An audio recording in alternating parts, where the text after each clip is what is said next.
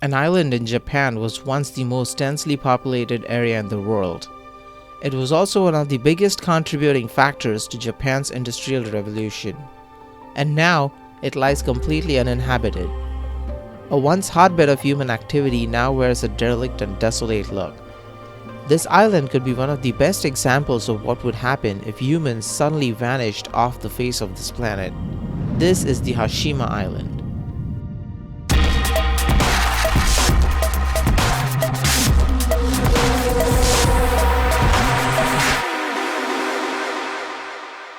Hashima is located in southern Japan, about 16 kilometers away from the center of Nagasaki, and is one of the 505 uninhabited islands in Nagasaki prefecture.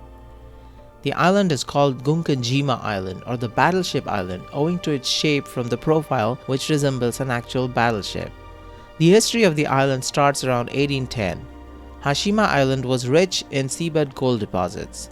At that time, coal was an important commodity, and with the rise of ships and other industries that relied on coal, the demand for it kept increasing. By the mid-19th and early 20th century, the island became a very important contributing factor towards Japan's rapid industrial growth. In 1890, the island was purchased by Mitsubishi and they began extracting coal from undersea mines.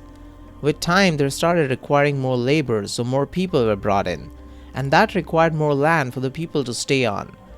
Mitsubishi also started developing the infrastructure of this island. The weather of this island was harsh with constant rains, strong winds, and at times waves almost 30 feet high lashed against the island. So the buildings needed to be stronger and more durable.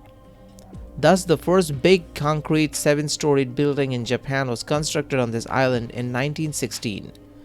2 years later, another 9-storied residential building was constructed on the island.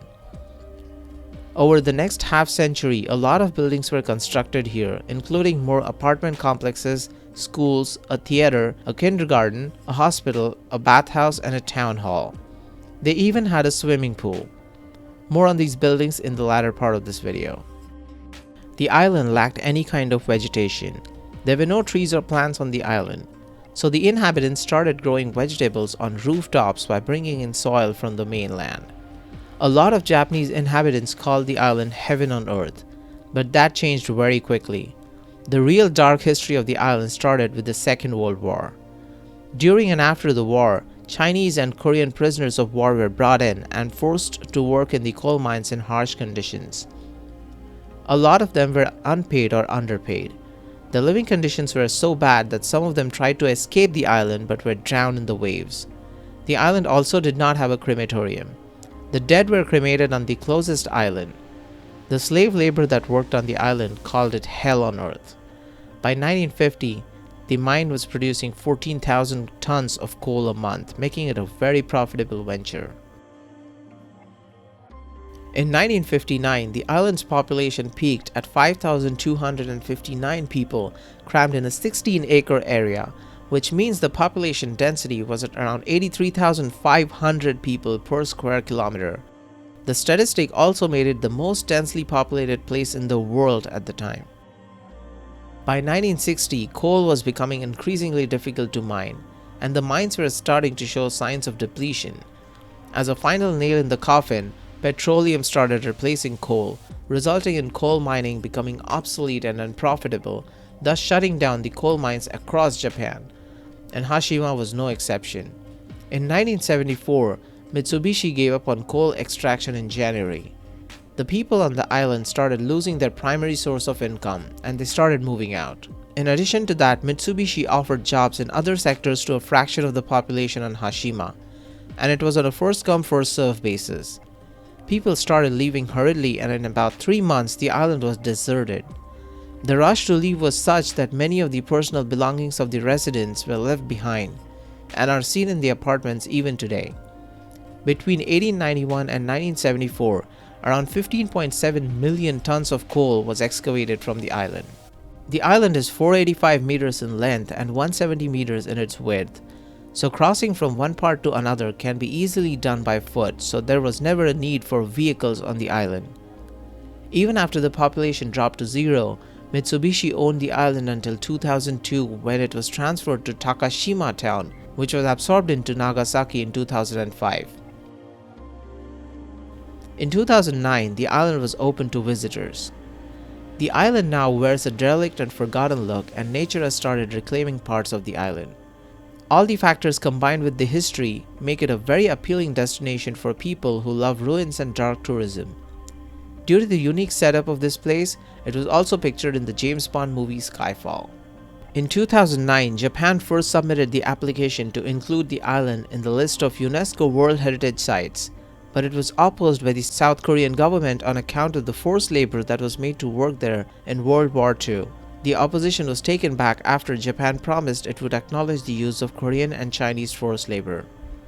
In 2015, the island was included in the list of UNESCO World Heritage Sites, and the attention it got since keeps increasing over time. Due to the UNESCO tag, the increased tourist footfall, and the feature in the Hollywood movie, Japan has restored some of the buildings on this island. It is illegal to travel to the island by oneself, and people can only go through the official tours organized by the Japanese government. Also, if you're planning a visit, access to this island comes with its own set of challenges. Because of the rough weather around the island, the trips can get cancelled last minute if the weather does not allow for them. The government organized tours only take you through a small portion of the island, and most of the area is barred for visitors since the buildings are not very safe to wander around. But Google once sent someone through the island with a 360-degree camera, and they have mapped a large part of the island that visitors can't go to.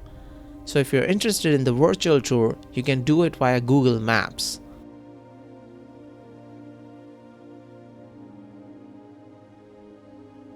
If we look at all the construction on the island, to the very south of the island is the swimming pool that lies in ruins. The building looking over the pool is called Building 30 or the Glover House. This is the first concrete building in Japan and provided housing for miners, and more specifically, subcontractors. It had a basement containing a shop as well as a roof garden. The building next to it is called Building 31, and it housed communal baths, a post office, and more housing. There's also a lighthouse at the top of the mountain behind Building 31. The ruin next to that was once a movie theater. The theater is in complete disrepair because of huge waves that battered the building over time. Moving forward, the buildings are the Nikkyu flats, which together formed a block which was the tallest in Japan when it was constructed. Next to the block is a very famous stairway that is called the Stairway to Hell. It has been so named since a quick run from the bottom to the top makes one feel a hellish pain. The stairway leads to a temple at the summit. The prayer hall of the temple has completely collapsed, but it can be seen in some old photos. The shrine still remains to tell its story. Next is Building 65, which is a 9-storied construction that features 317 apartments that were built in 1945. A few years later, a nursery school was added at the top of the building. A toy slide constructed on the roof can still be seen from Google Maps. This block also had a dentist clinic and a barber shop in the basement. This building, along with the other residential buildings, contain a lot of belongings that have been left behind. In front of Block 65 lies the Salt Rain Crossing. Waves from typhoons would crash here, giving the effect of a salty rain. People would stand at the crossing and wait for the waves to retreat in order to reach the markets and the shops.